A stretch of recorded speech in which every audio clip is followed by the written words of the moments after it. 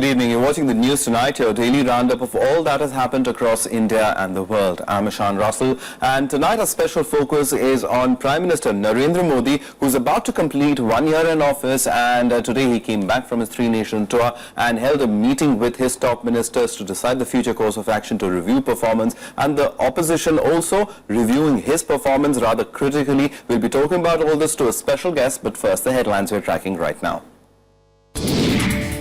Prime Minister Narendra Modi meets top ministers to review his government's performance in the last 1 year. The RBI chief praises the government's efforts, but the Congress steps up offensive on its failures.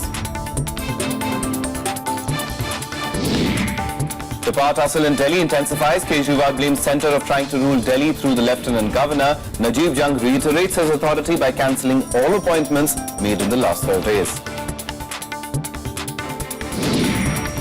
Jayalalitha likely to return as Chief Minister of Tamil Nadu this weekend. Party announces that she may take oath of office on Saturday.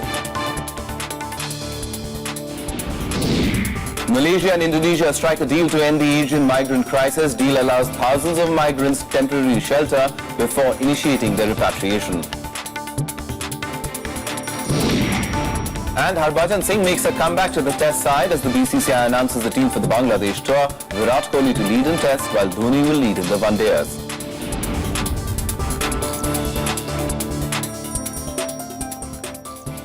Our top story this evening, Prime Minister Narendra Modi met his top cabinet ministers and BJP President Amit Shah at his residence today. As the Modi government completes 1 year in office on the 26th of this month, the government is planning a campaign to showcase its achievements and the work done.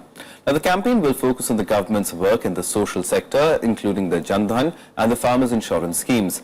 The campaign will also talk about the union government's financial achievements. As part of this campaign, the Prime Minister himself will address public rallies. The Prime Minister is also keen that the party also relay the government's achievements to the people. The government will try to rid of itself of the anti-poor image via this campaign. And Sheila Bhatt, Senior Editorial Director, News at rediff.com and India Abroad, now joins us to help us understand the government strategy a little better. Sheila, that kind of a tag that a renewed opposition has been able to attach to the government in terms of the image of crony capitalism, that is something that the Prime Minister and his government would certainly like to shed after 1 year. So as far as the strategy for this after the completion of 1 year is concerned, what would that be? See, it's a very, very interesting situation before the country. This time, after 10 years, this is a government which is very proactive. It is the government which is showing now at the end of 1 year of rule that they have a total grip on the levers of power. And on the other side, again, which is a little bit surprising, that Congress is also trying to put their best foot forward. And not only Congress, but even the other opposition parties also. So and we have seen that in Rajya Sabha. So I think this is a very interesting situation when after the 1 year, when media, critics, even supporters of the government, everybody is reviewing the performance of the Modi Sarkar. At that time, naturally, when they won the mandate 282, BJP won, the hopes, expectations, aspirations were so high, it was on a Mount Everest, so they had to climb down after a year.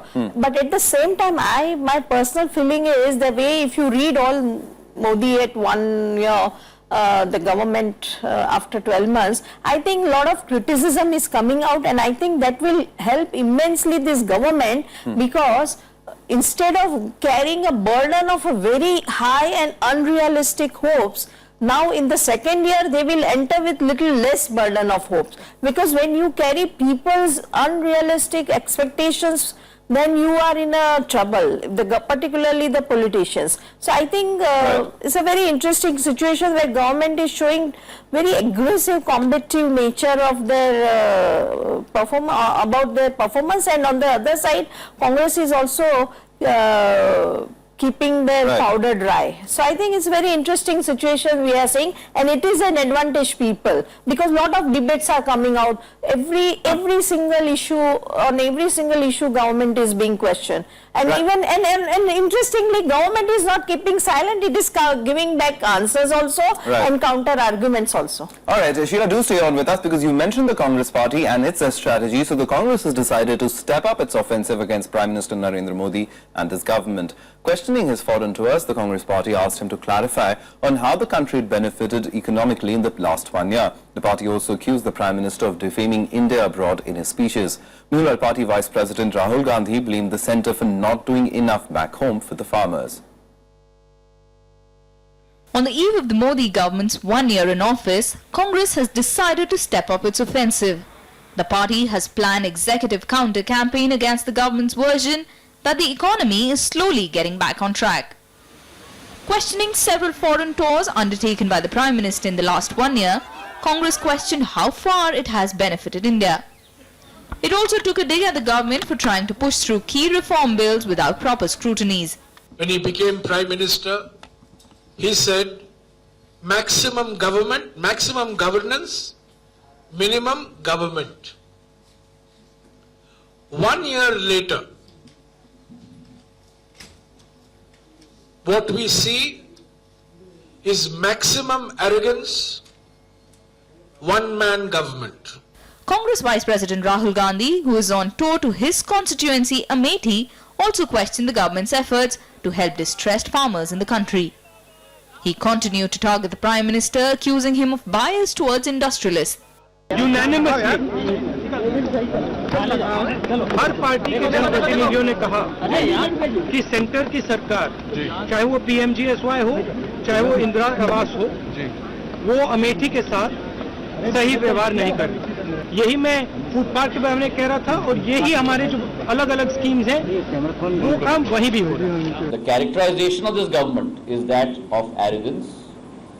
अहंकार की ये सरकार आज बन चुकी है, जहां एक तरफ 5000 किसानों ने आत्महत्या किया है, वहां दूसरे तरफ अनेक वक्तव्य आ रहे हैं इस देश के सांप्रदायिक सद्भाव के ढांचे को तोड़ने के लिए। कितने वक्तव्य आ गए पिछले 2 सेशंस पार्लियामेंट्स में कि किसान कायर है जो आत्महत्या करता है। कितने वक्तव्य आ गए हैं अनेक क्षेत्रों में। तो ये इस सरकार की असली चेहरे को देश की जनता के समक्ष रख रहा है। Congress also criticized Prime Minister for his speeches targeting the opposition abroad. The party was particularly critical of Prime Minister's remark in Seoul and Shanghai, where he suggested that people lamented being born in India in earlier days. Bureau Report, Rajya Sabha TV.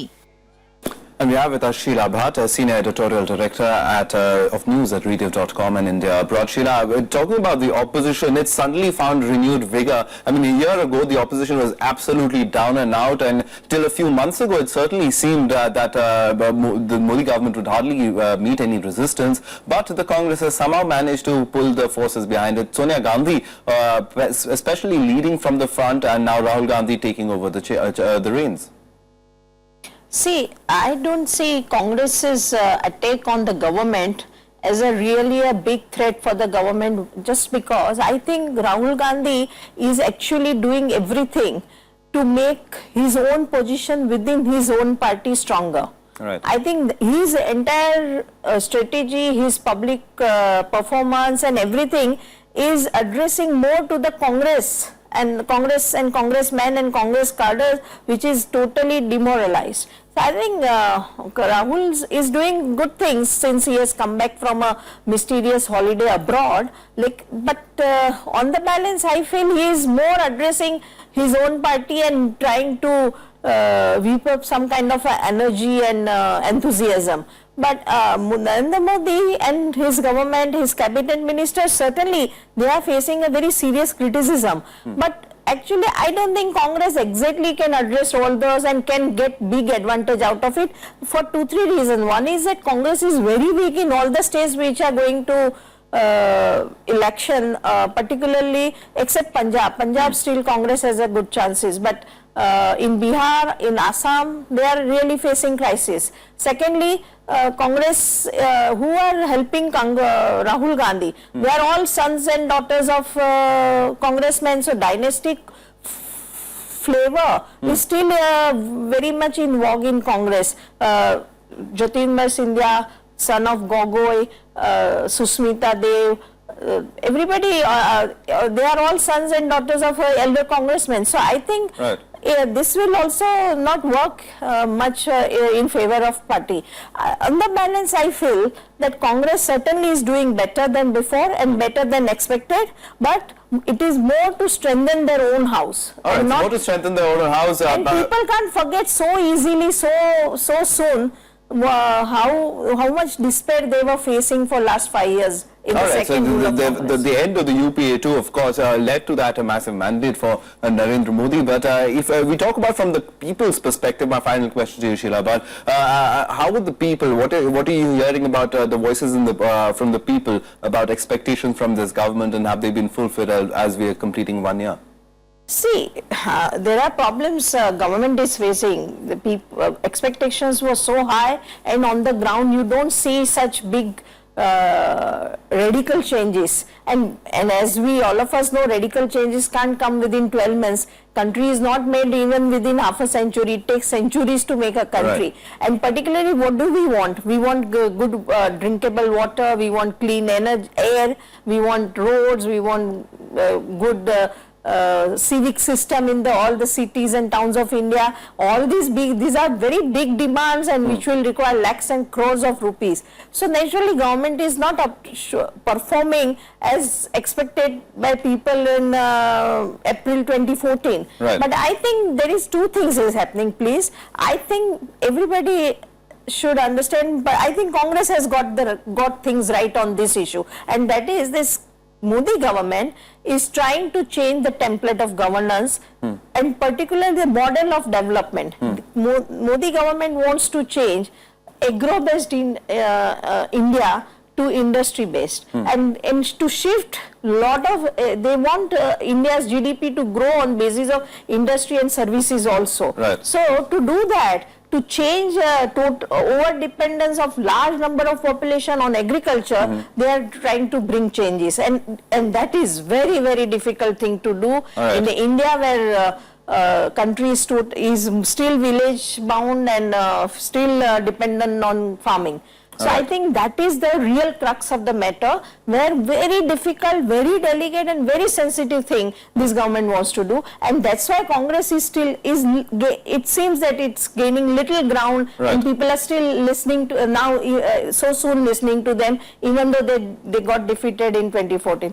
So I think it's a very interesting situation where and that is the reason why land bill is delayed and is still under the debate. So I think on the balance is a very interesting situation, but in the both senses, if government is not performing well, and if we are criticizing it, if Congress is criticizing, and if there is some signs of revival of Congress, everything is advantage people. All right. So it's advantage people, but managing expectations is a priority for the government right now. Thank you very much, Sheila Bhatt, for coming in and helping us understand this a little better. Well, the Narendra Modi government had a score of economically unrealistic expectations when it came to power last year. RBI Governor Rajan said this in New York last night. But Rajan also praised the government for taking steps to create an environment for investment and showing concerns for investors' money since it came to power. This government came in with tremendous expectations, and I think the count of expectations were probably unrealistic for any government. RBI Governor Rajan responding to a question after his address to the Economic Club of New York on Tuesday, saying it was wrong to expect Prime Minister Narendra Modi to get rid of anti-market forces within a year of coming to power. Rajan praised him for taking steps to create the environment for investment. Rajan's remarks come as the Modi-led government completes 1 year in office next week. The RBI governor said a big part of creating a healthy business environment was taxes, and that the government had promised not to bring retrospective taxation again. He, however, also cautioned that the government cannot intervene in quasi-judicial matters. The former IMF chief also stressed on the need to re-examine the rules of the game by multilateral institutions, even as central banks could not ignore international responsibilities despite their domestic mandates. Rajan also praised the Modi government's cut in spending as significant and said inflation had come down tremendously in India. With the current account deficit also projected to come down from more than 4% to 1.5% this year, Rajan said the focus was now on growth. Bureau Report, Rajya Sabha TV. Well, time now to take a very short break, but on the other side, we'll talk about AIADMK and its plans to have Jayalalitha return as the prosecution plans to challenge her acquittal in Supreme Court. More on that on the other side.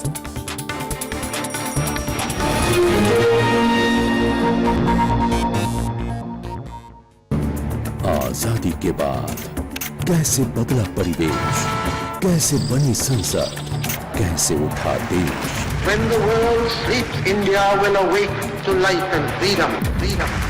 कौन थे वो लोग जो दे गए हमको शानदार विरासत, लोकतंत्र की मजबूत इमारत। Rajya Sabha television.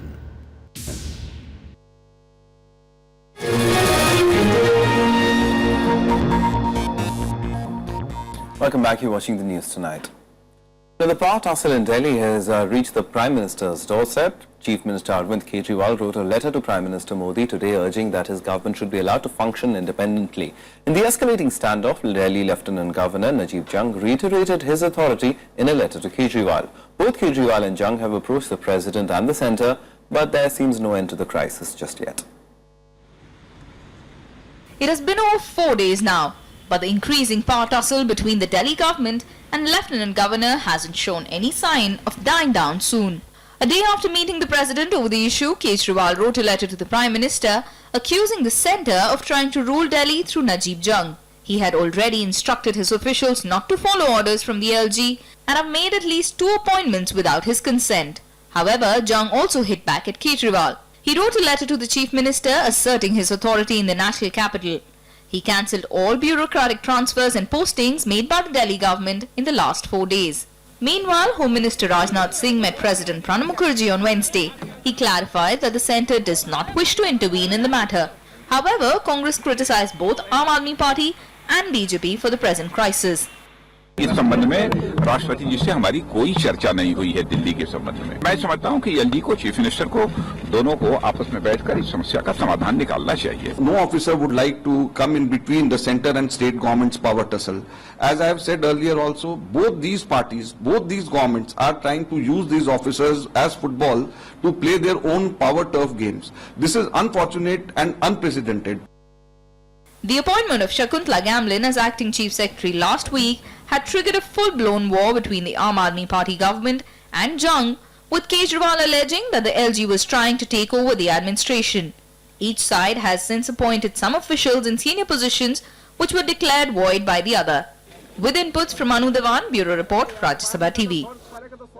Uncertainty prevails over the constituents of the Janata Parivar contesting the Bihar Assembly polls as one party, with the Chief Election Commissioner saying the Commission had not yet received an official proposal regarding the merger. The Assembly polls in Bihar are slated for later this year and look set for a heated contest with 6 parties under the Janata Parivar banner contesting against the BJP and the Congress. नई party के नाम को लेकर के, symbol को लेकर के कोई औपचारिक प्रस्ताव नहीं है, तो इस समय मॉडल्स अवेलेबल हैं कि मर्जर की स्थिति में पॉलिटिकल पार्टीज के नाम, चिन्ह इत्यादि के बारे में किस प्रकार निर्णय लिया जाए, वो उनकी औपचारिक प्रस्ताव प्राप्त होने के बाद ही विचार होगा। Al-Zaidi also said that the elections would be held in September or October, though the Election Commission was yet to begin the process of finalizing a schedule. The electoral rules will be ready on the 31st of July for a poll that is being termed as the mother of all elections. The CEC also clarified that the Election Commission had undertaken mapping of all constituencies in Bihar into 3 categories and central police forces would be deployed in areas of maximum sensitivity. AIADMK Supremo J. Jayalalitha is likely to return as Chief Minister of Tamil Nadu on Saturday. Party spokesperson C.R. Saraswati said that the swearing-in ceremony is expected to be held at the Madras University. She is set to address her party MLAs on Friday, which will be her first public appearance since her acquittal in the DA case this month.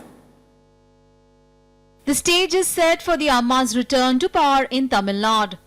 2 days before she is to officially address her party bin in Chennai, AIADMK has announced that she is likely to take oath as the Chief Minister again on Saturday. She had to relinquish her post after she was convicted in a disproportionate assets case last year. However, she was acquitted by the Karnataka High Court. 22nd, there will be a MLS meeting in our head office, and all the letter will be taken by an OPS, and they will go to meet governor. And I think Mr. OPS will give us a resignation letter also to the governor. It's all formalities. 23rd afternoon, Amma will be taking the charge of CM. Jayalalitha's comeback rests partly on whether the Karnataka government appeals against her acquittal in the Supreme Court. Prosecution claimed accounting errors in the court order. Angena investigating agency of Chennai has to cooperate and give all kind of assistance to the special public prosecutor for the purpose of conducting the trial. And our Karnataka government is for the interest of the impartial justice. இன்றைய தினம் தமிழக ஆளுநரிடம் பத்திரிகை செய்தியிலே 22-23 பதிவு செய்ய இருப்பதாக ஒரு தகவல் வந்திருக்கிறது. அந்த தகவலின்படி காலையிலேயே Jayalalitha was found not guilty of illicitly amassing wealth adding up to nearly 50 crore rupees by the Karnataka High Court. She must win a state assembly seat within 6 months of taking over as the Chief Minister. Bureau Report, Rajya Sabha TV. For all the other national news and updates, let's take you nationwide. V. Shanmugantan was today sworn in as the Governor of Meghalaya at the Raj Bhavan in Shillong. He was administered the oath of office by Chief Justice of the Meghalaya High Court, Umanath Singh. Chief Minister Mukul Sangma and most of his cabinet colleagues were present at the ceremony. Meghalaya had been without a permanent governor for over 4 months since the former incumbent K.K. Paul was removed from the post in January this year. The gunfight in Jammu and Kashmir's Shopia today ended with 2 militants escaping. The siege had begun late on Tuesday with militants opening fire on an army search party in the area. 2 soldiers were injured in the encounter. After reports of 2 militants inside a residential building, the area was cordoned off. In a major arms haul, West Bengal police seized 2,500 detonators from Bankura. At least 500 packets, each containing 50 detonators, were recovered from a vehicle. The bomb disposal squad was informed timely and are at work to defuse them. The driver and other accomplices managed to flee the scene. Police has launched a manhunt to nab those involved.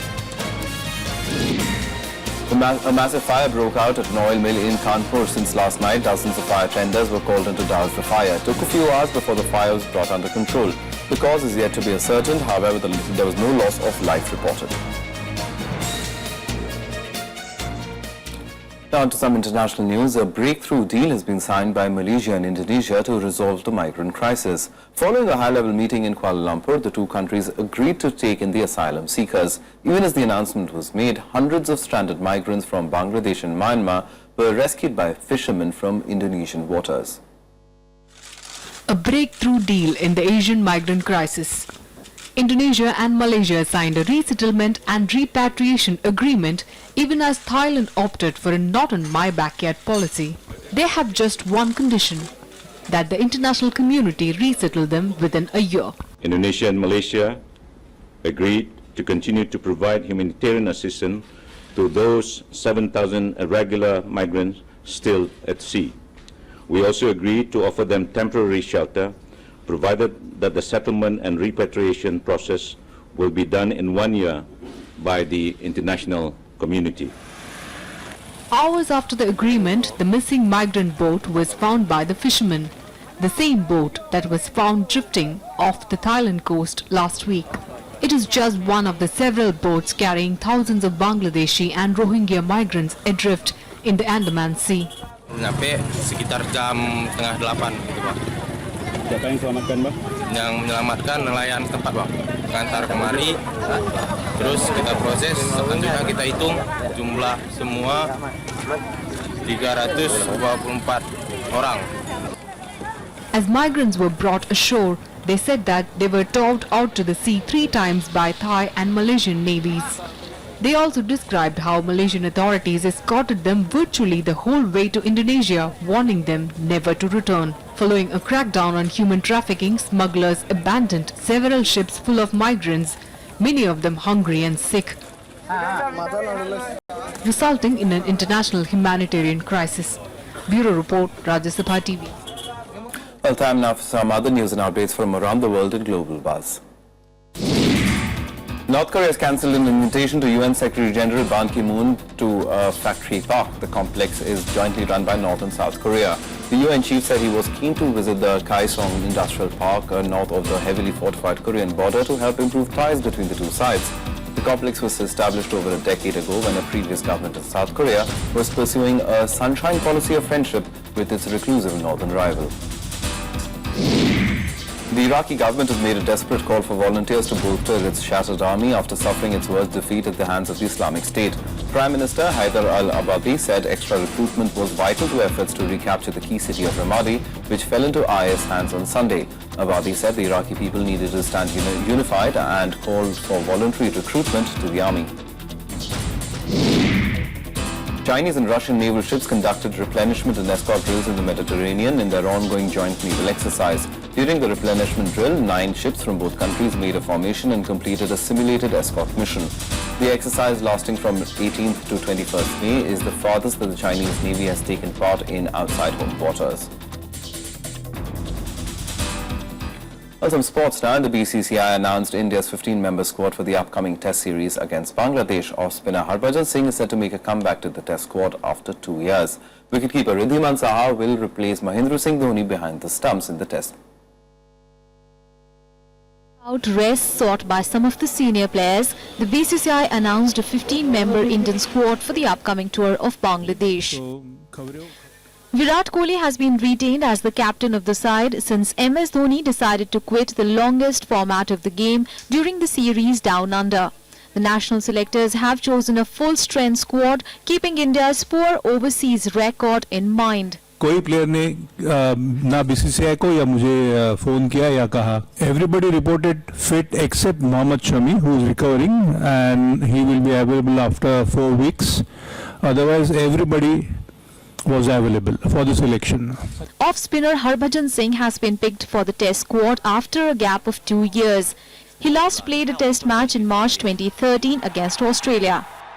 Left-arm spinner Ravindra Jadeja, who had an erratic run during the 4 Test series in Australia, has been dropped. Harbhajan Singh was discussed in our earlier meeting also. इससे पहले भी जितनी सारी meetings हुई, हरभजन सिंह के नाम का जिक्र हुआ था.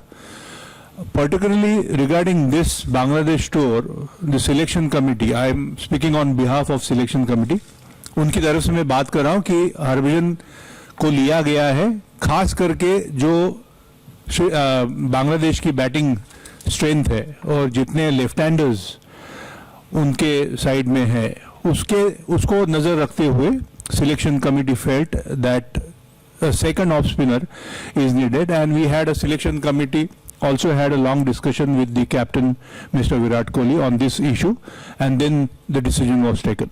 India will travel to Bangladesh for a solitary test and a 3-match ODI series from 7th to 24th of June. The visitors are scheduled to play the test in Fatullah from 10th to 14th of June, followed by the 3 ODIs in Mirpur. Bureau Report, Rajya Sabha TV. Well, that's the news tonight. Good night.